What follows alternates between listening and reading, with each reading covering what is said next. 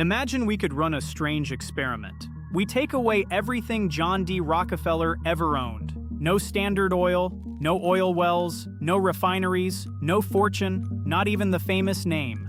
Nothing. Then we drop him into 2026. One laptop, one rented apartment, no connections, no followers, no investors, just his brain. Would he claw his way back to one of the richest people on Earth again? Be honest. What does your gut say? Yes or no? Most people say no, because most people think Rockefeller got rich because of oil. But that's the thing we're actually going to test. What if oil was never the reason? What if it was just the field he happened to be standing on, and the real advantage was the mind making the decisions? There's one way to find out. We reverse engineer that mind, take his operating system out of the 1800s, drop it into today's economy, and watch what it builds. And this isn't a history lesson. Right now, millions of people are staring at a screen asking the exact question he'd be asking. What do I build? Same fever, same gold rush. His just ran on oil, ours runs on AI. So by the end of this, you won't have a museum piece. You'll have his actual checklist. 4 questions you can point at whatever you're building tomorrow. But first, in case the only thing you know is the name, here's the whole story in about a minute. Go back to the 1800s. There's no electricity yet. At night, the entire world runs on lamps. And those lamps burn oil, specifically a fuel called kerosene, which you make by pumping thick black crude oil out of the ground and cleaning it up in a factory called a refinery. So when they strike oil in America, it's basically the invention of cheap light. And it sets off a gold rush. Thousands of people start drilling holes and building refineries, all scrambling to get rich. Rockefeller doesn't strike oil. He builds a company, Standard Oil. And within about 20 years, that one company controls somewhere around 90% of all the oil in America. 90%.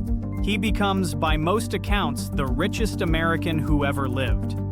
Okay, that's the what. Nobody really argues about the what. The interesting question is the how. Because how does one quiet guy end up owning 90% of anything? That's the part that actually tells you how his mind worked. So let's read the clues. Together. Clue 1. And it's the opposite of what you'd expect from a man that size. He was obsessed with waste. Here's what that means. A refinery is just a factory turning crude oil into kerosene, and in that process, a bunch of stuff gets left over. Chemicals, gunk, byproducts that everyone else just threw away, literally dumped in the river. Rockefeller didn't throw them out. He found people to sell them to. He built his own barrels because buying barrels cost too much. There's a famous story that he watched a machine seal cans of kerosene with 40 drops of solder each and asked whether it could be done with 39. Now, what do you see when you look at that? Most people see a cheapskate. But look closer. If every single unit cost you a fraction less than your competitors forever, you don't have to beat them in some dramatic showdown. Time beats them for you, quietly, automatically. First line in his file. He didn't chase big wins. He stacked tiny permanent advantages that compound. Efficiency wasn't a virtue to him, it was a weapon. Clue 2. Remember, thousands of people jumped into this gold rush, so Rockefeller had hundreds of competitors, all making the same kerosene, all fighting over the same customers. Once his costs were the lowest, he could have started a price war. Drop his prices, bleed everyone else until they went under. Instead, in 1872, he did something much quieter. He went to his competitors, one by one, and simply bought them. In about 2 months, he owned most of the refineries in his home city. So, why do that? Most people say, obvious. He was eliminating competition. But is that really it? Because a price war and a buyout both kill your competitor. The difference is uncertainty. A price war is a fight.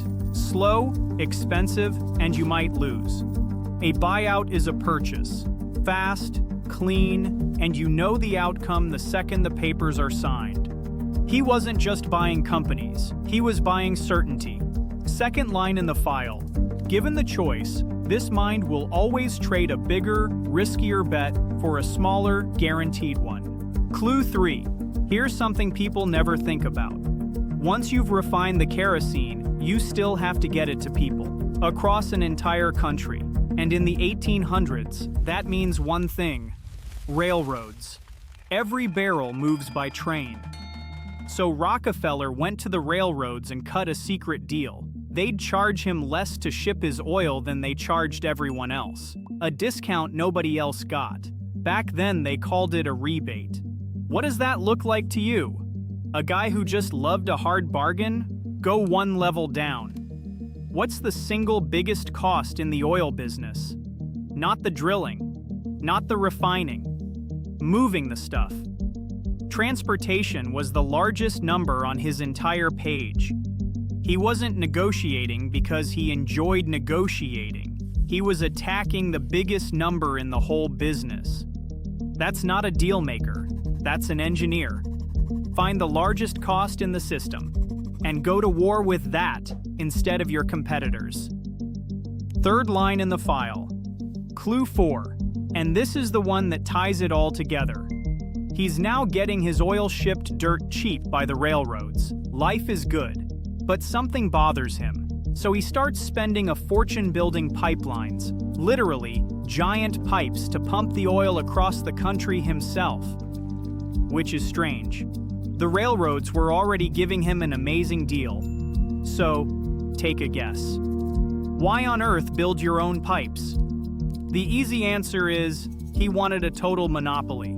But think about what he'd just learned. If the railroads can give him a cheap rate, they can also take it away. Whoever controls the thing you depend on, controls you. So he didn't build the pipelines to make more money. He built them so he'd need no one, to delete the one group of people who could ever squeeze him. Final line in the file, and it's the deepest one. He didn't optimize for profit first.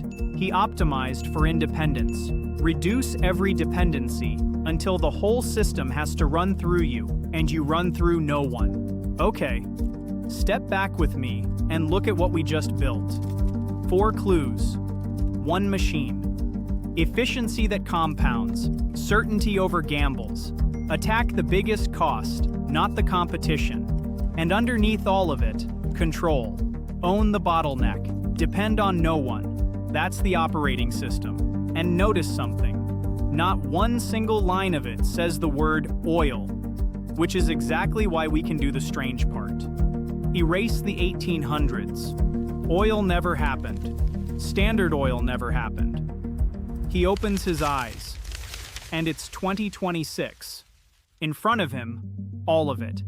Artificial intelligence, cloud computing, data centers, payments, robotics, software, hundreds of industries, all screaming for attention. And this isn't a thought experiment anymore. This is the actual gold rush happening outside your window right now, the one you're living inside of, whether you've placed a bet yet or not. The question isn't, what would you build? The question is, what would this operating system reach for? Actually, before we run it, take a real shot yourself. Out of everything in 2026, where do you think his mind goes first? Hold your answer. Let's test it against his file. Option 1, a consumer AI app.